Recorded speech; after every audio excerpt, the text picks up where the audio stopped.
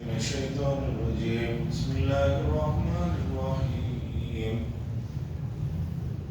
إنما قولنا لشيء إذا أردناه أن نقول له كن فيكون والذين هاجروا في الله من بعد ما ظلموا لنبوئنهم في الدنيا حسنة ولأجر الآخرة أكبر لو كانوا يعلمون الذين صبروا على ربهم يتوكلون وما أرسلنا من قبلك إلا رجالا نوحي إليهم فاسألوا أهل الذكر إن كنتم لا تعلمون بالبينات والزبر وأنزلنا إليك الذكر لتبين للناس ما نزل إليهم ولعلهم يتفكرون أفأمن الذين مكروا السيئات يخسف الله بهم الأرض أو يأتيهم العذاب من حيث لا يشعرون أو يأخذهم في تقلبهم فما هم بمعجزين أو يأخذهم على تخوف فإن ربكم لرؤوف رحيم أولم يروا إلى ما خلق الله من شيء يتغير ظلاله عن اليمين والشمائل سجدا لله وهم داخلون. حضرات سورہ نحل کی آیتیں ہیں جو میں نے ابھی آپ کے سامنے پڑھی، اور سورہ نحل مکی صورت ہے اور مکی صورتوں میں توحید کا تذکرہ ہوتا ہے اور اللہ تبارک و تعالی نعمتوں کا ذکر فرماتے ہیں کہ یہ نعمتیں ہم نے تمہیں دی، ذرا سوچو اس کے بدلے میں تم پر کیا بنتا ہے۔ اور اللہ تعالیٰ نے جو دلائل بیان فرمائے توحید سے متعلق، وہ دلائل اتنے عام فہم ہیں کہ اسے سمجھنے کے لیے آپ کو کوئی لمبے چوڑے ڈگریوں کی ضرورت نہیں ہے۔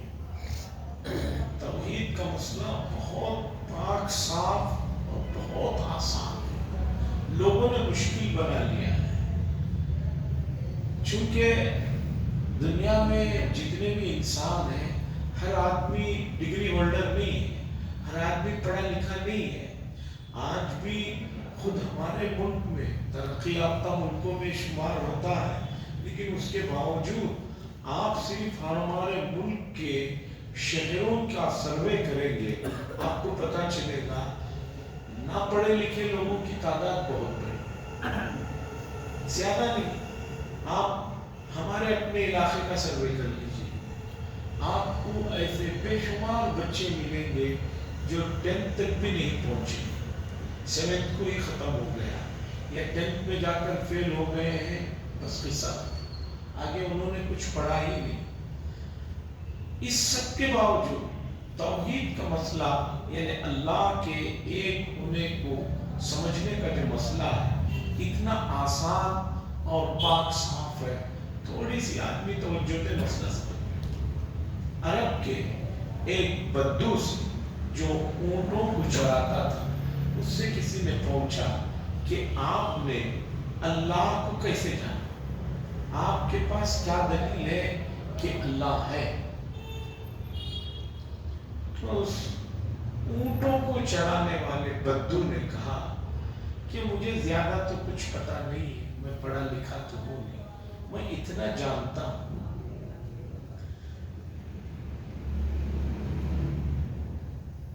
ریگستان میں پیروں کے نشان بتا دیتے ہیں کہ یہاں سے اونٹ گزرے ہیں، اور جنگلوں میں مینیاں بتا دیتے ہیں کہ یہاں سے اونٹ گزرے ہیں یا بکریاں گزرے ہیں یا کوئی دوسرا جانور گزرا۔ اس نے کہا کہ مینیاں اونٹ کے جانے کو بتا رہی ہیں، بکریوں کے جانے کو بتا رہے ہیں، پیروں کے نشان جانوروں کو جانے کے بتا رہے ہیں، تو مجھے بتاؤ یہ اتنی بڑی کائنات ایسے ہی کیسے ہو گئی؟ اسے بھی کسی نے بنایا ہوگا۔ اس سے میں نے سمجھا کہ کائنات کوئی بنانے والی ذات ہے۔ تو توحید کا مسئلہ بہت آسان ہے۔ پھر سوال ہوگا کہ بھی توحید کے مسئلے میں بنانے کا تو سمجھ میں آ گیا، لیکن 3-4 نے مل کر بنا لیا ہو، اس میں کیا پریشانی؟ آپ کہیں گے کہ 3-4 کو معبود ماننے میں کوئی پریشانی نہیں، آگے چل کر ایک آدمی کہے گا 20 میں پریشانی نہیں، کوئی 40 میں پریشانی نہیں، اور لاکھوں تک مسئلہ پہنچے گا. جیسے کہ ہمارے برادران وطن کہتے ہیں کہ ہماری دیوی دیوتاؤں کی تعداد کتنی ہے صحیح ہمیں نہیں معلوم،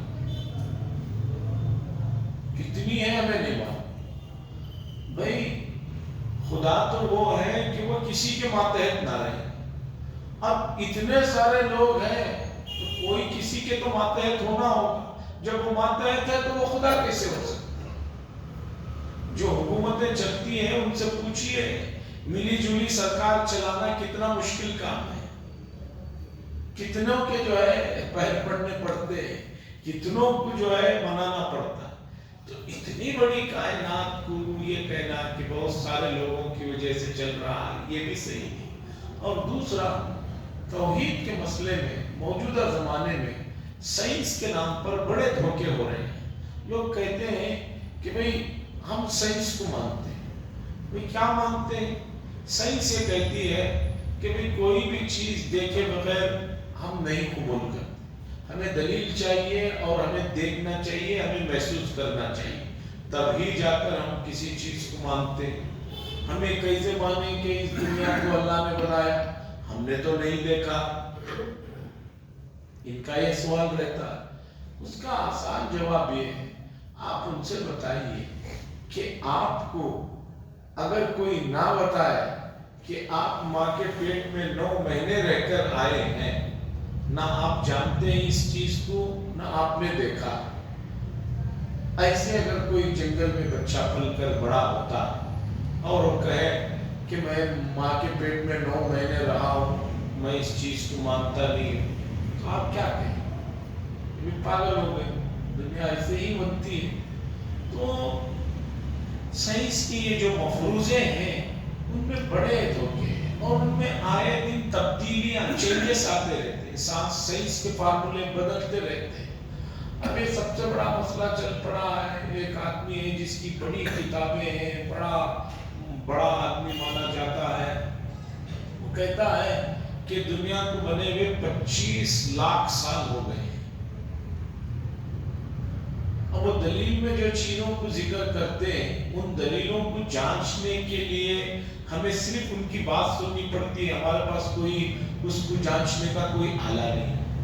ہمیں مانتے ہیں ہو سکتا ہے دنیا 25 لاکھ سال پہلے بنی ہو، 50 لاکھ سال پہلے بنی ہو، لیکن ہم یہ مانتے ہیں روئے زمین پر پہلے انسان جو حضرت آدم علیہ السلام ہے، ہم وہاں سے انسان کی تاریخ کو مانتے ہیں. اور حضرت آدم علیہ السلام کی جو پیدائش ہے، اگر آپ ابراہیم علیہ السلام سے آگے کے سلسلے کو لے کر چلیں گے تو 10-11 ہزار سال کو جا کر بات ہوتی. اس آدمی کا یہ بھی فارمولا ہے کہ وہ یہ کہتا ہے کہ بھئی ہر 12 سال کے بعد دنیا بہت ترقی کر کے تباہ ہو جاتی ہے، پھر نئی دنیا شروع ہوتی ہے. ایسا پہلے بھی بہت مرتبہ ہوا. سوال یہ ہے کہ اس سے پہلے دنیا بہت ترقی ہو کر برباد ہو گئی، ہر 12 سال کے بعد ایک چکر ایسا ہو رہا ہے. تو 12,000 سال پہلے کون تھے؟ آپ زیادہ سے زیادہ جنات کو مانیں گے، یہ تو قرآن حدیث میں بھی کہ انسانوں سے پہلے جنات تھے. چلیے انہوں نے 12,000 سال زندگی کی، بہت انہوں نے یہ کیا، قرآن نے بھی کہا بہت سرکشی کی، ان کے بدلے میں انسانوں کو پیدا کیا. تو اس سے 12,000 سال پہلے کون تھے؟ سائنس کے یہ جو مفروضے ہیں جس سے آدمی الجھ کر رہ جاتا ہے. ہمارا سوال یہ ہے کہ اگر کوئی چیز آپ نہیں دیکھتے ہیں تو یہ نہ ہونا اس کی کوئی دلیل نہیں. روح کو کس نے دیکھا ہے؟ سب سے بڑا ہمارا سوال یہ ہے کہ بھئی روح کو کس نے دیکھا، کیسی ہے روح، اس کا وزن کتنا ہے، اس کی کیا حالت ہے. ایک آدمی سب مانتے ہیں روح نکل گئی اس لیے آدمی مر گیا. بھئی وہ کہاں سے نکلی، وہ کیا چیز ہے، آخر اسے پکڑ کے کیوں نہیں رکھ سکتے کہ پکڑ کر پھر اس میں ڈال دو آپ تاکہ وہ دوبارہ اٹھ کر بات چیت کرنے لگے، کام کرنے لگے. سب جانتے ہیں کہ نہیں. تو روح ہے آپ مان رہے ہیں، لیکن کہاں ہے، کیسی ہے، نظر نہیں آئی. اب میں یہ کہوں کہ بھی میں روح کو نہیں مانوں گا تو آپ کیا کہیں भाई पागल हो गए, रूह को नहीं मानेंगे तो फिर जो है इंसान में से क्या निकले? ये चीज कहां से आपको मालूम नहीं? हम कहते हैं कि भाई ये रूह का मसला हमें कुरान और हदीस में बताया, तो उसी के साथ और तौहीद से जुड़े हुए मसाइल हैं। मौजूदा ज़माने में साइंस की तरक्की से लोग बजाय फ़ायदा उठाने के नुकसान उठा रहे हैं। कुरान और हदीस से, कुरान और हदीस जिसकी साइंस तायीद कर रहा है, फ़ायदा उठाने के नुकसान उठा रहे हैं। और दिन ब दिन एथेइस्ट जो किसी भी मज़हब को नहीं मानते, उनकी तादाद बढ़ती जा रही है। और ये शैतान का सबसे बड़ा वार है। इस वार में हर मज़हब के लोग पढ़कर जो है गुमराह हो रहे हैं। और इसे आज एक बड़ा ही ये समझा जा रहा है कि बहुत पढ़ा लिखा है तभी जाकर एथीस्ट बना है, गैर मज़हब को मानने वाला बना। अब दुनिया में इस वक्त सबसे ज़्यादा तादाद, 8 अरब से ज़्यादा लोगों में जो सबसे बड़ी तादाद है वो इन लोगों की है जो किसी भी मज़हब को नहीं मानते। ये बड़ा फितना है, इस फितने से अल्लाह हिफाजत फरमाए। अल्लाह फरमाते हैं इन्नमा क़ौलुना, बस हमारी बात ये है कि जब हम किसी चीज़ को बनाने का इरादा करते हैं तो कहते हैं हो जा, फ़यकून, वो चीज़ हो जाती है। हमारे लिए इतना था। वल्लज़ीना हाजरू, अब अल्लाह ताला उन सहाबा की लिए तारीफ़ फरमा रहे हैं, उनकी हौसला अफजाई कर रहे हैं, उनकी हिम्मतों को बढ़ा रहे हैं, जिन्होंने मक्के की ज़िंदगी में जुल्म और सितम सहते हुए मजबूर होकर हिजरत की। बाद सहाबा ने हबशा को हिजरत की, फिर वापस आए, फिर दोबारा हबशा को हिजरत की, फिर उसके बाद मदीने को हिजरत की। और हिजरत करते हुए उनको अपना घर बार अपना सब कुछ छोड़कर जाना पड़ा। अल्लाह फरमाते हैं वल्लज़ीना हाजरू, और वो लोग जिन्होंने हिजरत की अल्लाह के रास्ते में, बाद इसके कि उन पर जुल्म और सितम हुआ, लनुबव्विअन्नहुम फिद दुनिया हसना, अल्लाह फरमा रहे हैं हम उन्हें दुनिया में बेहतरीन ठिकाना देंगे, वला अजरुल आखिरति अकबर, और आखिरत में उनके लिए बड़ा सवाब है। लौ कानू यालमून, काश लोग इस बात को जानते, खास तौर पर जो इन पर जुल्म कर रहे हैं वो लोग इस बात को जानते। अल्लज़ीना सबरू, वो लोग जिन्होंने सब्र किया, व अला रब्बिहिम यतवक्कलून, और अपने रब पर तवक्कुल करते हैं। तवक्कुल बड़ी सिफत है, लेकिन यहाँ भी यही मसला है कि तवक्कुल का जो मफ़हूम है उसे लोगों ने नहीं समझा। तवक्कुल का मफ़हूम ये नहीं है कि आप असबाब को छोड़ दें। कुरान में बार बार तवक्कुल का जिक्र किया कि अल्लाह पर भरोसा करो, लेकिन ये उसका मतलब नहीं है कि आप कोई काम ही नहीं कर रहे हैं। असबाब को इख्तियार करने के बाद अल्लाह पर तवक्कुल कीजिए। उसकी सबसे बड़ी मिसाल रसूलुल्लाह सल्लल्लाहु अलैहि वसल्लम की जिंदगी। रसूलुल्लाह सल्लल्लाहु अलैहि वसल्लम से बढ़कर तवक्कुल कौन कर सकता? लेकिन आप तवक्कुल करके बैठे नहीं रहे, बल्कि बार बार जाकर लोगों को ईमान की दावत देते थे। और जब मौका में पड़ा, जब कुफ्फार आप पर हमले के लिए आए, तो आप तवक्कुल करके सिर्फ दुआ करके नहीं बैठे, बल्कि आपने जंगी लिबास पहना और जंगी मैदान में पहुंचे, हाथ में तलवार भी ली, नेजा भी लिया। ये तवक्कुल के मुनाफी नहीं है चीजें। तवक्कुल की मुनाफी ये नहीं है कि भाई आदमी असबाब को इख्तियार न करे, भाई अल्लाह खिलाएंगे मैं अल्लाह पर तवक्कुल करूं। उसका ये थोड़ी मतलब कि आप खाना ना खाएं, खाने पीने के लिए दौड़ धूप ना करें, ये तवक्कुल नहीं है। तवक्कुल का मतलब है असबाब को इख्तियार करो, लेकिन भरोसा रखो अल्लाह की जात। आदमी पूरी प्लानिंग करता है, लेकिन बाज़ मर्तबा पूरी प्लानिंग जो है अधूरी रह जाती है, खत्म होकर रह जाता है। तो इसलिए तवक्कुल को तो अल्लाह ने पसंदीदा चीज करार दिया, लेकिन आपको कुरान और हदीस से तवक्कुल का मफहूम भी समझना होगा। उम्मत में बहुत सी चीजें हैं कि सिर्फ उसके नाम को जानते हैं और उससे मुताल्लिक़ कुछ चीजें हैं उसे जो है गलत समझते। हज़रत थानवी रहमतुल्लाह अलैह ने एक वाक़या लिखा कि गांव में एक आदमी बीमार हो गया, तो दूसरे आदमी से उसने कहा मैं बीमार हो गया हूँ, जरा दम कर। तो अब वो दूसरे आदमी ने ये कहकर कुल बिल्लाहि अहद उस पर फूका, कुल बिल्लाहि अहद कहा और फूका। तो गांव के दूसरे आदमी कह रहे हैं अरे तू तो पूरा हाफिज हो गया, ये कुल बिल्लाहि अहद जो है कुल हुवल्लाहु اس کے نزدیک جو ہے پورا سورہ اخلاص جو ہے قل باللہ یا اسے وہ سورہ اخلاص سمجھ رہا ہے. اتنا پڑھ کر دوسرے پہ دم کیا تو تیسرا آدمی بول رہا ہے بے تو پورا حافظ ہو گیا. اب آپ سوچئے کہ ایک آدمی کی نظر میں صرف 3 لفظ پڑھ دینے سے عربی میں وہ حافظ ہو گئے. اب اسے کیسے سمجھائیں؟ یہ حافظ تو کیا ایک سب سے چھوٹی صورت تک اسے صحیح یاد ہے. امت کا یہی حال ہے کہ دینی مسائل اور دینی جو چیزیں ہیں اسے مکمل سمجھنا نہیں چاہ رہے ہیں، اور اگر کوئی سمجھائے تو اس لیے اس کے مخالف ہو جاتے ہیں کہ بھی ہم سمجھیں گے تو اس میں وقت ضائع ہوگا. ارے بھئی دین کی چیز کو سمجھنے کے لیے وقت ضائع کیسے ہو سکتا ہے؟ اصل وقت تو اسی کام کے لیے آپ کو لگایا گیا ہے. تو بہرحال توکل کی تعریف کی گئی ہے، لیکن حدیث میں اس کے صحیح مطلب بھی بتایا گیا. ایک صحابی آئے، حضور صلی اللہ علیہ وسلم نے پوچھا کیسے آئے؟ انہوں نے کہا اونٹنی سے آئے. کہا کہاں ہے اونٹنی؟ کہا یا رسول اللہ باہر چھوڑ رکھا ہوں. حضور نے پوچھا اونٹنی کی رسی باندھے ہو کسی چیز سے؟ انہوں نے کہا اللہ پر توکل کر کے چھوڑ دیا. حضور صلی اللہ علیہ وسلم نے فرمایا توکل یہ ہے کہ رسی کو باندھو، اسباب اختیار کرو، پھر اللہ کی ذات پہ بھروسہ کرو. کھلی اونٹنی کو چھوڑ کر آ گئے اور یہ سمجھ رہے ہیں کہ اللہ پر میں نے توکل کر لیا. یہ توکل کا مطلب نہیں ہے. وما ارسلنا، مکے کے لوگ کہتے تھے کہ حضور صلی اللہ علیہ وسلم کیسے نبی ہو سکتے ہیں؟ یہ تو عام انسان ہے، یہ عام آدمی ہے، ہمارے درمیان میں پل بڑھ کر بڑے ہوئے. اللہ فرما رہے ہیں ذرا ان بیوقوفوں سے یہ بات پوچھی جائے کہ اس سے پہلے ہم نے کسی نبی اور رسول کو انسانوں کے علاوہ کے فرشتوں میں سے بنا کر بھیجا تھا؟ جتنے بھی نبی گزرے ہیں، چاہے عیسیٰ ہو، موسیٰ ہو، ہارون ہو، ابراہیم ہو، آدم ہو، تمام کی تمام لوگ انسان ہی تو تھے. جب انسانوں میں نبی پہلے آئے ہیں یہ خود اس بات کو مانتے ہیں.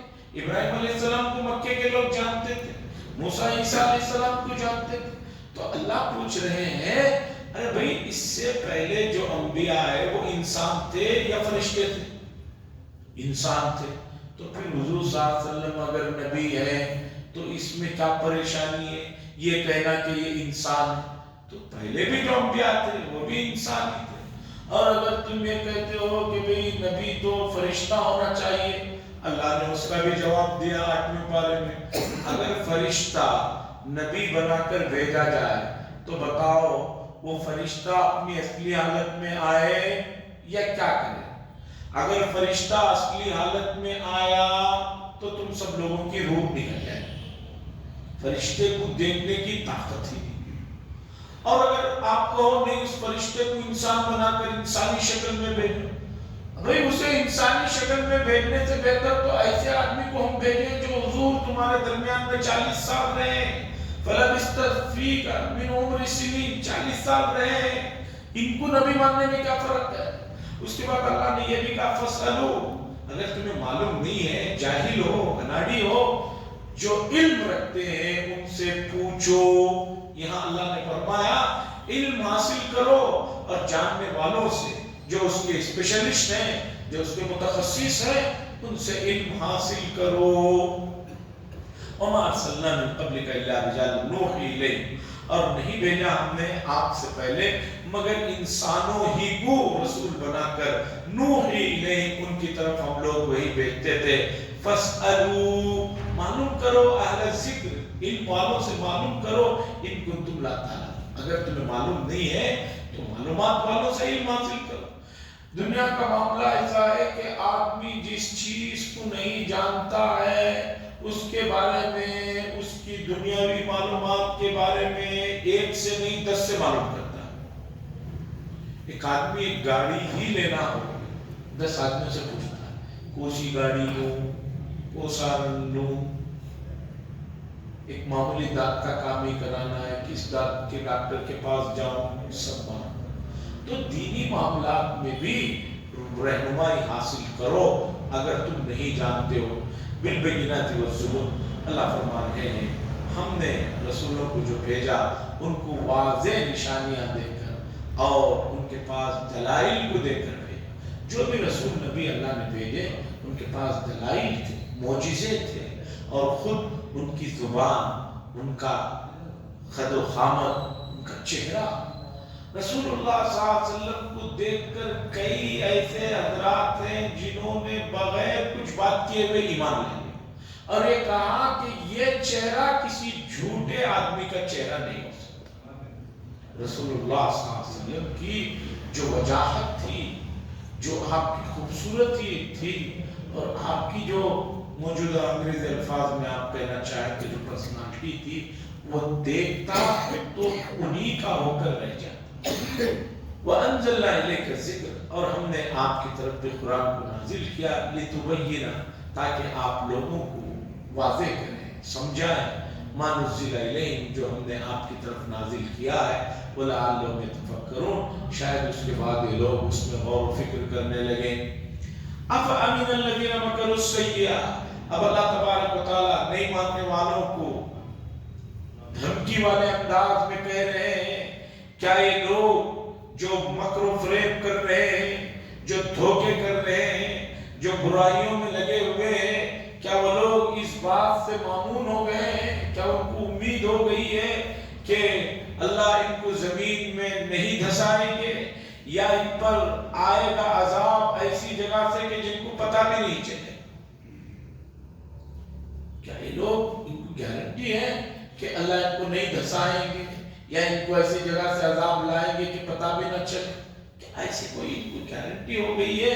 اگر ہو گئی ہے تو یہ بہت دھوکے میں ہے، اس لیے کہ اللہ کی جب پکڑ ہوتی ہے تو بڑی سخت پکڑ ہوتی ہے۔ مثال کے طور پر سمجھنے کے لیے لیجئے سیریا کی مثال، ابھی قریب میں جو بشار الاسد کا تختہ الٹا، 50 سال سے زیادہ ان ظالموں نے جس طرح کی ظلم و ستم کیے، ان کو کبھی اندازہ بھی نہیں تھا کہ ہماری کبھی حکومت ختم ہوگی، ہم کبھی جو ہے ہمیں خود اپنا ملک چھوڑ کر بھاگنا پڑے۔ ایسا آیا ایک قافلہ کہ 7-8 دن میں مسئلہ ختم ہو گیا، ان کے جانے کی بات چل رہا ہے، ان کے ظلم و ستم کی جو داستانیں ہیں، ان کی جیلیں جسے جہنم کے نام سے وہ لوگ پکارتے تھے، اسد کی جہنم بول کر جسے پکارتے تھے، اس کے جو ویڈیوز آ رہے ہیں کہ لوگ 30 سال سے سورج کی روشنی نہیں دیکھی، ہلا کر رکھ دینے والی چیزیں ہیں۔ تو اچانک ایسی جگہ سے عذاب آئے جن کو احساس بھی نہیں، وہ یہ سمجھتے رہے کہ ہم ہمیشہ رہیں۔ ایسی بھول چوک پہلے بھی لوگوں کو ہوئی، پہلے بھی شیطان نے دھوکہ دیا اور اب بھی دے رہا ہے۔ آدمی اپنی چیزوں کو لے کر بڑے دھوکے میں پڑا ہوا ہے، یہ دھوکے میں نہ رہے۔ او یأخذہم فی تقلبہم، یا اللہ تبارک و تعالیٰ ان کو چلتے چلتے نہ اٹھوا لے، فما ہم بمعجزین، اور ایسا کرنے سے اللہ کو کوئی عاجز کرنے والا نہیں۔ چلتے چلتے ابھی قریب میں شاید 3-4 مہینے پہلے امریکہ کی 2 ریاستوں میں جو طوفانی ہوائیں سمندر کی چلی ہیں، آپ نے دیکھا ہوگا کہ کس رفتار کی تھی اور کیسی کیسی عمارتیں اڑی جا رہی تھی، کیسا جو ماحول تھا اندازہ بھی نہیں لگا سکتے۔ اللہ فرما رہے ہیں یا یہ کہ ہم ان کو چلتے ہوئے اٹھوا لیں اور ان کو پتہ بھی نہ چلے، اور اس چیز کو ہمیں کرنے میں کوئی عاجز کرنے والا نہیں ہے۔ او یأخذہم علی تخوف، یا یہ کہ آہستہ آہستہ ان کی تعداد کو گھٹائی جائے۔ اور ایسے ہی ہوا، مکے کی زندگی کے بعد مدینہ منورہ کی زندگی میں اسلام بڑھتا گیا، اور یہ لوگ آہستہ آہستہ گھٹتے چلے گئے، تعداد دھیرے دھیرے کم ہوتی چلے گئی۔ یہ آیتیں بڑی تسلی کی آیتیں ہیں، ظالم لوگ یہ نہ سوچے کہ ان کی تعداد ہمیشہ بڑھ رہی ہے، نہیں، ایک وقت آئے گا کہ دھیرے دھیرے ان کی طاقتیں جو ہے کم ہوتی چلے جائیں گی اور رکتے چلے جائیں گے۔ سوال یہ ہے کہ بھی ایسا ہو کیوں نہیں رہا؟ سوال یہ ہوتا ہے کہ بھئی ظلم تو بہت ہو رہا ہے، خاص طور پر بہت سی جگہوں میں، خود ہم بہت سے علاقوں کے حالات سے جو واقفیت ہے، تو اللہ فرما رہے ہیں فَإِنَّ رَبَّكُمْ لَرَءُوفٌ رَحِيمٌ، بے شک تمہارا رب بہت مہربان ہے، رحم کرنے کی وجہ سے انہیں کچھ موقع دے رہے ہیں سنبھلنے کا، سدھرنے کا۔ ایسا نہیں ہے کہ اللہ کو کوئی چیز روک رکھی، نہیں، سنبھلنے کا موقع دے رہے ہیں۔ جہاں ان کے لیے موقع ہے وہی امت کو اللہ کی طرف متوجہ کرنے کے بھی یہ حالات۔ ظالم ظلم کرتا ہے، حالات آتے ہیں تو جو کر رہا ہے اس کے لیے کیا مسئلہ ہے وہ الگ ہے۔ آپ اس موقع پر اگر اللہ کی طرف متوجہ ہو جاتے ہیں تو سمجھیے کہ آپ صحیح چیز کی طرف چل رہے ہیں۔ اگر اب بھی آپ اللہ کی طرف نہیں متوجہ ہوتے ہیں تو یہ سمجھیے کہ آپ بہت بڑی غلطی کر رہے ہیں۔ اور موجودہ زمانے میں یہی ہو رہا ہے کہ لوگ مسائل میں، مشکلوں میں بجائے اللہ کی طرف متوجہ ہونے کے نوجوان طبقہ اور گمراہی کی طرف جا رہا ہے۔ مسائل آ رہے ہیں بھئی، ان مسائل سے قرآن و حدیث نے بتایا کہ یہ مسائل آئے، یہ پریشانیاں آئے تو اللہ کی طرف متوجہ ہو، لیکن کہاں ہے؟ مسجد میں کہاں ہے تعداد؟ مسجد ہی تو مین چیز ہے جہاں پر آدمی اللہ کی طرف متوجہ ہونے کے لیے پنج وقت آنا اس کے لیے ضروری ہے۔ اس کے علاوہ اوقات میں وہ جتنا چاہے اللہ کی طرف متوجہ رہے، اچھی بات ہے، لیکن یہاں آئے بغیر دوسری جگہ وہ کہے کہ نبی صبح شام اللہ کی طرف متوجہ ہو۔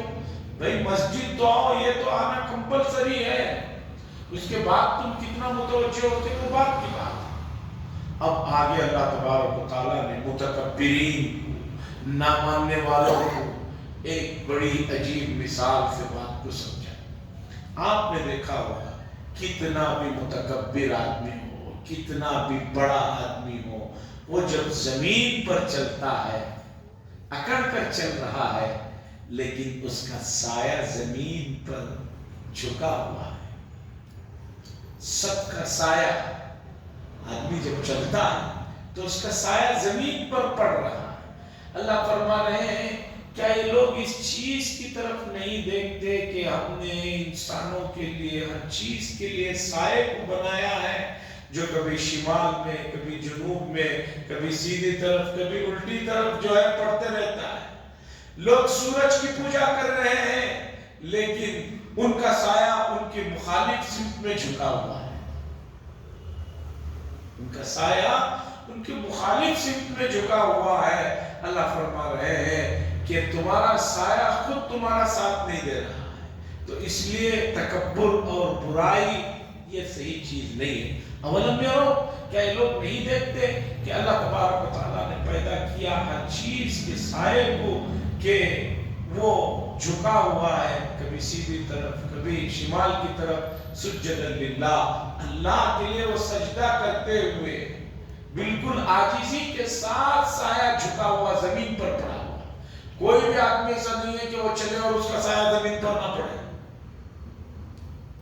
سایہ پڑتا ہے، سمت مخالف میں پڑتا ہے، اور بہت سی مرتبہ آدمی خود اپنے سایہ سے ڈر جاتا ہے۔